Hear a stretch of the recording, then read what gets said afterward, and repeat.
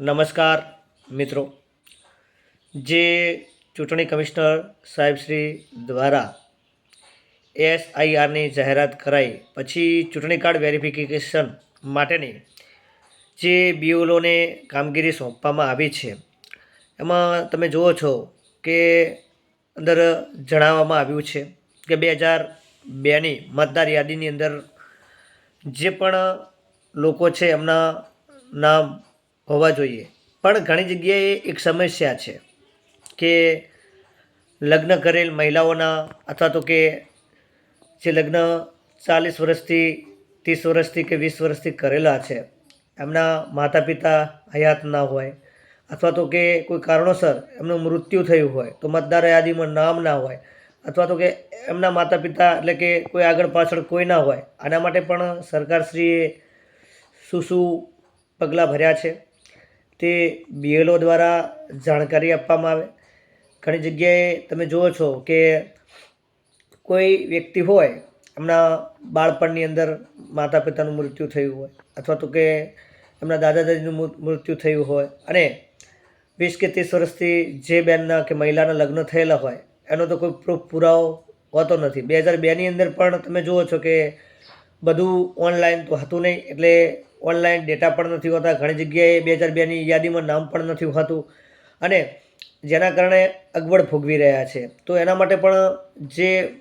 BLO છે, જે ચૂંટણી કમિશનર અધિકારીઓ છે, મામલતદાર છે,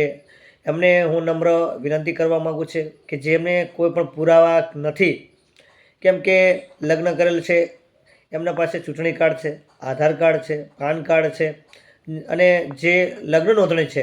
એ પણ છે, પણ એમની પાસે એમના માતા પિતાનું નામ નથી, એમના માતા પિતાનું ચૂંટણી કાર્ડ નથી, એમના માતા પિતાનું આધાર કાર્ડ નથી, એમના માતા પિતાનું પાન કાર્ડ નથી કે એમના માતા પિતાનું રેશન કાર્ડમાં નામ નથી. કેમ કે ઘણા વર્ષો પહેલાં 30 વર્ષ પહેલાં ઓનલાઈન ના હોવાના કારણે કોઈ ડેટા કે કોઈ એમની પાસે કોઈ પુરાવો નથી. તો એના માટે શું કરી શકાય? એના માટે આ ચૂંટણી કાર્ડ જે વેરિફિકેશન થઈ રહ્યા છે એની અંદર એમને જે અગવડ પડી રહી છે એના માટે શું પગલાં ભરી શકાય અને કેવી રીતે માર્ગદર્શન આપવું એ બીએલઓ સાહેબ સાથે વાત કરી અને તમે જે વ્યક્તિને અગવડ પડી રહી છે, ઘણી જગ્યાએ અમે ફોન કરીએ છીએ તો એવું કહે છે કે એમના માતા પિતા તો 30 વર્ષ પહેલાં એક્સપાયર્ડ થઈ ગયા છે, એમના પિતા પણ 15-20 વર્ષ પહેલાં એક્સપાયર્ડ થઈ ગયા છે, એમના દાદા દાદી નથી. તો એ જે તમે કહો છો કે જે એની અંદર યાદીની અંદરથી નામ લાવવાના છે, એનો નંબર લાવવાનો છે, તો એ નંબર મળી જ ના શકે, કેમ કે પુરાવો છે નહીં તો નંબર મળવાનો જ નથી. એના માટે કરીને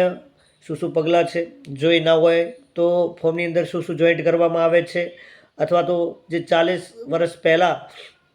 જે મતદાન યાદીમાં નામ નથી એના માટે શું પ્રોસેસ છે તે બીએલઓ છે જેની નિમણૂક કરવામાં આવી છે તે વ્યક્તિને સારી રીતે સમજાવે, જેથી કરીને